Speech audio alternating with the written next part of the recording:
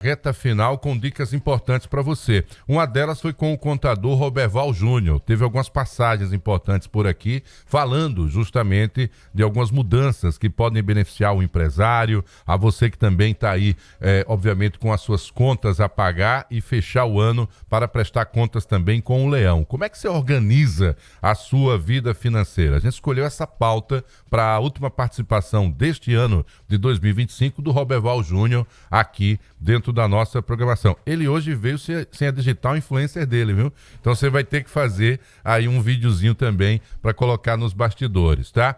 Como finalmente organizar a sua vida financeira, como estabelecer metas também para o ano de 2026. Roberval, você está trazendo um assunto sério num momento em que ninguém quer levar nada a sério, que é a reta final do ano. A gente só quer gastar, curtir, né? Quem bebe com muito álcool, quem tem a oportunidade de fazer uma viagem, viajar com a família. Quem tem uma casinha de praia, nem que seja do vizinho, ele chamou, o cara vai. Ou aquele parente que só chama você uma vez por ano, mas você vai lá. Todo mundo para casa de praia, tome cartão para lá, cartão para cá. O que é que acontece? Você já vem com uma vida financeira mais ou menos apertada, porque o salário às vezes não dá e você já cobre com o especial, aí já vira o ano de alguma forma com as contas da última semana e do último mês do ano. Como se organizar nessas condições, se isso que eu estou te dizendo é o comportamento médio do brasileiro? Muito bom dia. Bom dia, Marcos. Bom dia, realmente, gente. Né, nós estamos já no final do ano, todo mundo agora está só se divertindo, ninguém quer saber das questões saber. financeiras, né? É o momento que ninguém reclama de quanto está gastando. Está na beira da praia, está se curtindo, então tá de boa. Passei na praia no domingo, só para mostrar isso aí, viu, Gelé? Encontrei lá um amigo meu, né? Só dei o chauzinho à distância. Olhei pra mesa, aquela mesa recheada, só das verdinhas, né? As verdinhas long neck. Meu amigo, a cerveja é R$25, né? Entre R$22 e R$25. Eu contei umas 30. Então, quer dizer, mais o tira-gosto, só tava ele e outro, ou seja, ficou rico de uma hora para outra. Sim, porque sim. Tava no melhor bar da cidade, com sorridente, né, música ao vivo, uma maravilha. E aí, tome conta pesada. Aí quando chega agora no janeiro, depois do dia 6, vem a ressaca. A ressaca financeira, né? Financeira, total. Mas esse é o hábito, tá todo mundo chutando o balde. E aí, como é que pensar em planejamento nessa condição? A gente tem que partir no princípio que antes de a gente fazer qualquer tipo de planejamento, qualquer tipo que a gente possa organizar, a gente tem que saber nossas despesas fixas, né? Agora no início do ano sempre vai vir aquelas despesas que é o IPVA, que é o IPTU, que é colégio de menino, quem tem colégio de menino, faculdade, então tudo isso tem que ser listado um a um. Vocês chamam isso de despesas fixas, né? Despesas fixas porque você não tem as variáveis, todos os meses vão acontecer, plano de saúde, que é a mesma coisa, energia, condomínio, sempre vai acontecer. E o pior é que grande parte desses vão ter reajustes agora. Todos têm reajuste quase, né? Perfeito. Se for de aluguel, você tem que incluir também nessa conta o aluguel. O aluguel também. Então essas despesas fixas, elas têm que realmente estar planilhado, ou até mesmo você colocar no aplicativo, para que você tenha certeza de quanto você tem que ter todos os meses para suprir pelo menos o básico. E deixar sempre um caixa para aquelas eventuais necessidades. E com isso você também consegue ter alguns benefícios, você conseguir antecipar o pagamento. Agora muitas empresas deu férias coletivas, então o cara conseguiu ter uma grande quantia de dinheiro numa vez só. Você recebeu as férias, o 13º e o seu salário. Então você consegue guardar um pouco do dinheiro para antecipar. O IPVA vai lhe dar desconto, o IPTU vai lhe dar desconto. Então você consegue adquirir, oferir ali um pouquinho de desconto de cada despesa dessa daí. Então a ideia de ficar só parcelando o ano todo não é legal, porque isso vai entrar na conta mês a mês também. Se eu puder dar uma liquidada de início, é melhor. E você conseguir aquele desconto. Eu até incentivo muito a utilização do cartão para aquelas pessoas que estão apertadas financeiramente e nunca, jamais o cheque especial. Hoje você consegue colocar academia, consegue colocar até as suas questões de faculdade, de estudos no cartão de crédito sem custo algum e ainda conseguir desconto. Eu sempre digo a todo mundo, se tem desconto, lute e corra para conseguir esse desconto. E agora, com a isenção do imposto de renda, dá um fluxozinho a mais, né? Dá um respiro a mais, que você vai ter um caixa maior. Então eu quero lhe provocar exatamente por isso. Você falou ou ponta do lápis ou aplicativo. Quer dizer que tem aplicativo que pode ajudar a pessoa também. Perfeitamente. Tem tanto aplicativos gratuitos como tem aplicativos pagos. E eles você consegue vincular a sua internet bank e você consegue ter eles detalhados por forma de despesa. O próprio Banco do Brasil ele já faz isso.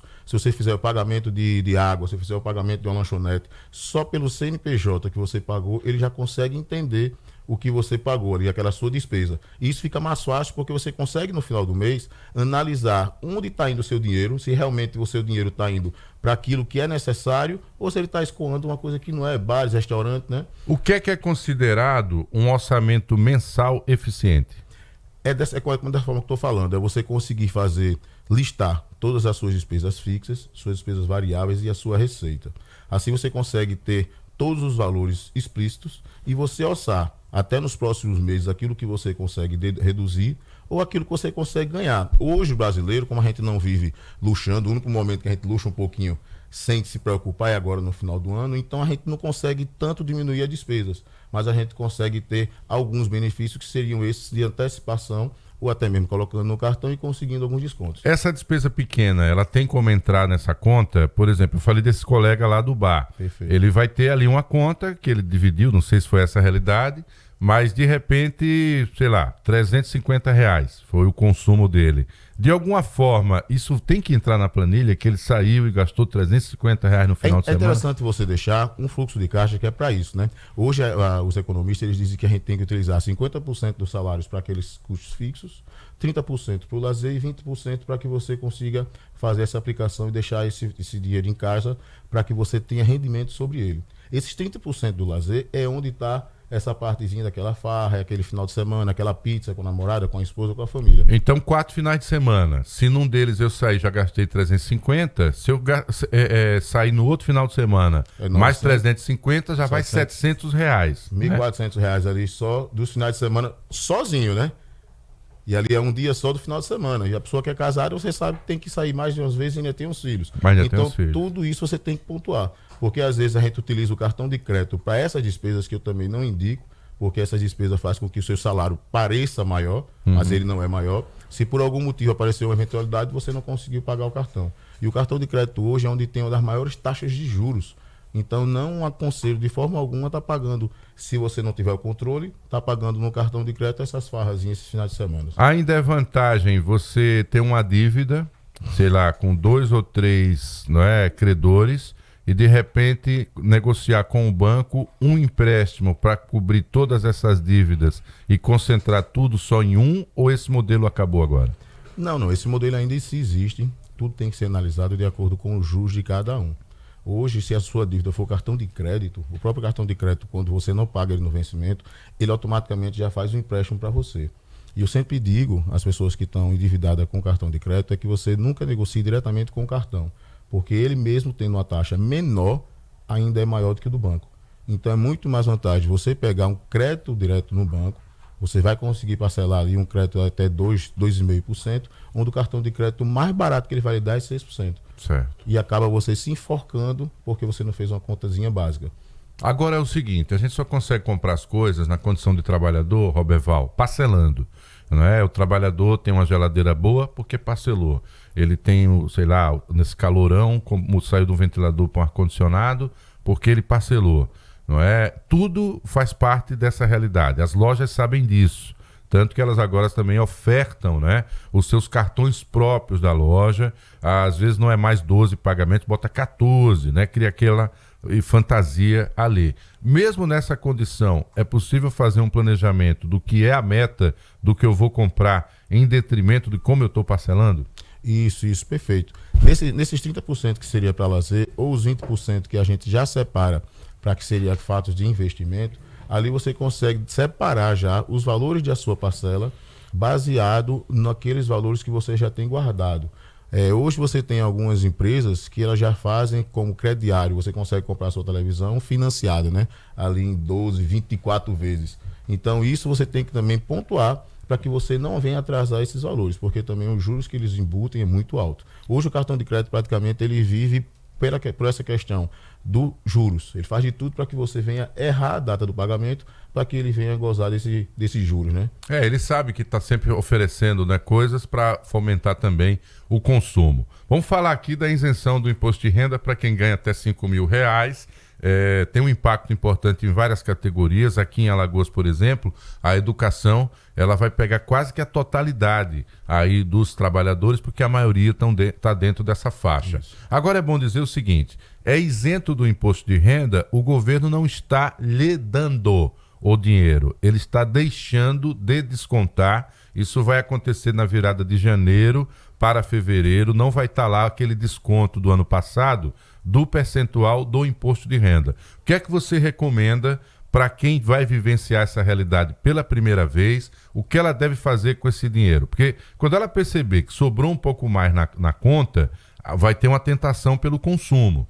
Mas se a gente conseguir convencê-la a economizar, ela pode chegar no final do ano com quase um 14º salário completo, né? Perfeitamente, perfeitamente. O intuito é que realmente ele consiga utilizar aquele valor que ele já não tinha, porque agora ele vai ter o acréscimo do salário, porque todo mundo vai ter que ter o reajuste salarial, exceto funcionário público, que depende do governo, mas aqueles que são do privado vão ter o reajuste salarial, mais esse benefício que seria essa isenção do imposto de renda. Como você bem disse, não é que o governo está lhe dando, ele simplesmente atrasou muitos anos, e realmente ele está fazendo atualização. E mesmo assim, ele taxou acima de 50 mil para suprir esse déficit aí dessa isenção. E quem vai ter esse benefício, é interessante que ele consiga guardar esses valores, ou para pagar um débito que ele tem em aberto, ou mesmo para que ele investir para fazer uma viagem no final do ano. Como você Vamos fazer uma conta, se possível, se puder me ajudar, a gente ajuda a quem está em casa a pensar.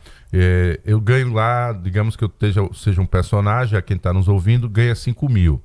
Quanto seria o desconto se não tivesse a isenção do imposto de renda? Ele ia pagar em torno de R$300 por mês. 300? Isso. Então, quer dizer, 300 é um número redondo. Gente, um número redondo. Então, significa dizer que já no próximo salário, você não vai notar esse desconto dos R$300. Então, se antes não ficava nada, vai ficar um resíduo. O que é que você propõe fazer com esse resíduo? Segurar e tentar ou um investimento ou guardar na própria poupança, o que seria mais Perfeito. Eu não incentivo muito a poupança porque o rendimento é muito pequeno. Hoje a gente tem alguns aplicativos de contas digitais, né, como o PicPay, como até mesmo o Banco Inter, onde ele dá um rendimento muito maior do que a poupança e também tem a mesma garantia.